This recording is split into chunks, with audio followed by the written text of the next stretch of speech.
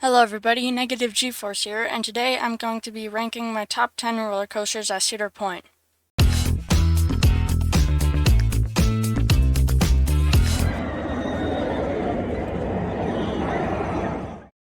Cedar Point is my home park, so I've ridden all these coasters probably more than 5, maybe even 10 times.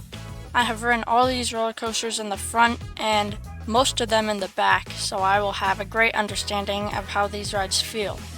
Alright, without further ado, let's get into it.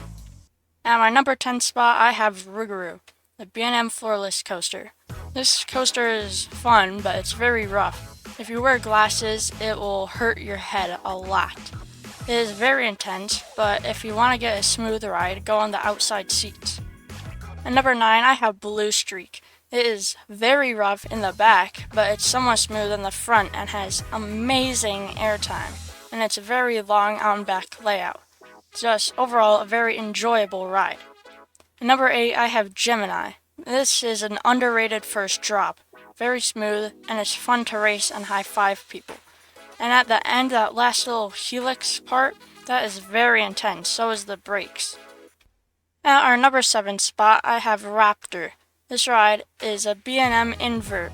It's very intense, but it's also rough in the back, so I do not recommend sitting in the back. It has an amazing 0G roll, and the helix is so good.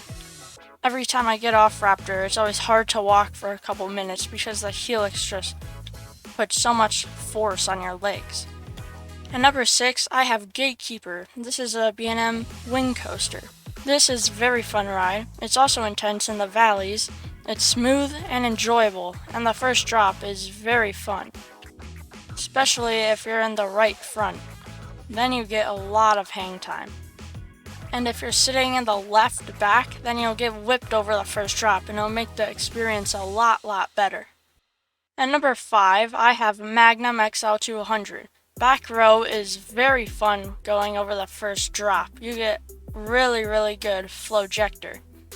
The airtime is great, but make sure to brace on those triangle hills. It has a janky feel to it, and I personally like that. Everything except that turnaround is very fun. I feel like the turnaround is just there as a filler element. And number 4 is Valraven. The first drop is really good. It's very intense in the valleys after the first drop, and you have great hang time over the 0G rule. And the last airtime hill right before the brakes is really good. Valraven is a B&M dive coaster. At a third spot, I have Millennium Force. This first drop is one of the best in the parks, especially if you're in the front row. Back row is fine, but front row is so much better. In the back row, you don't get any airtime in the rest of the layout. In the front row, you get floater airtime over the first camelback, you get flowjector airtime over the second camelback, and you get ejector in that last little bunny hill. You only get maybe floater if you're sitting in the back row. This is definitely a front row ride. Alright, a lot of people are going to hate me for this, but number 2 is Steel Vengeance. Oh, brother, this guy stinks! Don't get me wrong, it's a great ride. It's just too repetitive. It needs more elements. The back row slaps, and it has a pretty good first drop, but not as good as Millennium. I feel other than the foreign versions, there's nothing really about this ride except the airtime. I've ridden this in the front row, in the back row, and in the middle. I personally like the back row the best, then the middle, then the front, just because besides the first drop, the front doesn't give you as much airtime. And at number 1, I have Maverick. It has an amazing launch. It's very intense and has amazing airtime. Also, you can't count out its first drop with its 95-degree angle. Unlike Steel Vengeance, this has a lot of elements. The first drop is really good, just like Steel Vengeance, but then it gets very intense, unlike Steel Vengeance. Same thing goes for Millennium Force, where I like little pops of airtime throughout the ride.